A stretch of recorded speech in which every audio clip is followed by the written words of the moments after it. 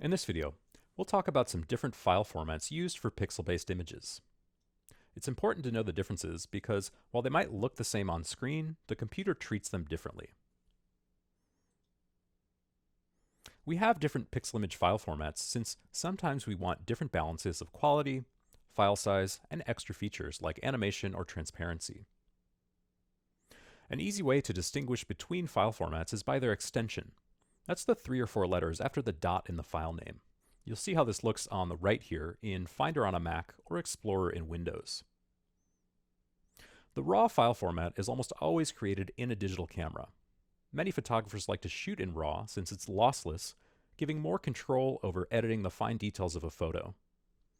You can see in the example a RAW photograph being edited. On the left is the original exposure, on the right is the edited version. There are many different file extensions that qualify as RAW. For example, HEIF for Nikon cameras and CR2 for Canon are two very common RAW file extensions. If you're working with RAW photos, you may need to convert them to other file formats for printing or editing. TIFF files are best for photographic images with complex colors and lots of light and dark shading. They can also support layered images and high-resolution images. They're one of the better options for printing or photocompositing since they use lossless compression. Some digital cameras will capture photos directly in a TIFF format. It's also commonly used in editing software like Photoshop. JPEGs are best for photographic images with complex colors and light and dark shading, like the image you see on the right. While JPEGs can be printed, they tend to work best for screen or web-based images due to their lossy compression. Some cameras will capture photos in JPEG format, but it's also common to use software such as Photoshop to create a JPEG file.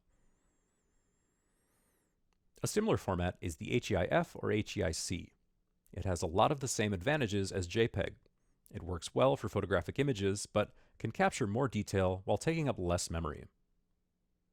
Similarly, they tend to work best for screen or web-based images due to their lossy compression. This format is mostly created in camera, and you'll find it used often in a lot of newer smartphone camera apps. HEIF may require conversion for printing or editing since it's not yet compatible with all software and devices. PNGs are best for images with complex colors with lots of light and dark shading. They're unique in supporting complex transparency. The image on the right is actually a transparent PNG. Let's go ahead and put a background image behind it. Now, that kind of transparency would need to be added in an editing program like Photoshop. Since PNGs use lossless compression, they're ideal candidates for that process. Digital cameras don't capture images in PNG, so you'd have to convert from your camera's original format if you wanted to edit or create one. Due to their lossy compression, GIF or JIF files are best for screen or web-based images and images with limited color palettes. Actually, GIF can only support 256 colors maximum in a file. GIF also supports basic transparency. Let's go ahead and put a transparent GIF on top of this image.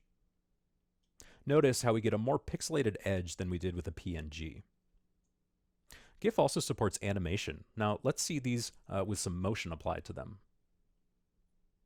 Like the PNG, GIF files will never come directly from a camera, so you'll have to convert an image to GIF using an editor like Photoshop. The PSD or Photoshop file format is great for layered images, high-resolution images, and compositing multiple images together, as well as taking advantage of all of Photoshop's other editing features. This is a lossless format, which makes it ideal for prints. The PSD will never come from a camera, so we'll have to use Photoshop to create or edit one. PDFs are a good option for saving high-resolution pixel images. This format is unique in that it can also be used to save text, vector graphics, video, and even 3D models. The PDF will never come directly from a camera, but we can use software like Photoshop to create or edit one. PDF supports both lossy and lossless compression, and since it's designed to present documents the same way on any computer, it's useful for making sure your end results are consistent when printing. Like you can see in the example on the right, some online printers will let you upload a PDF and send you back a printed book or other physical object with your images. Okay, that's an overview of different pixel image file formats.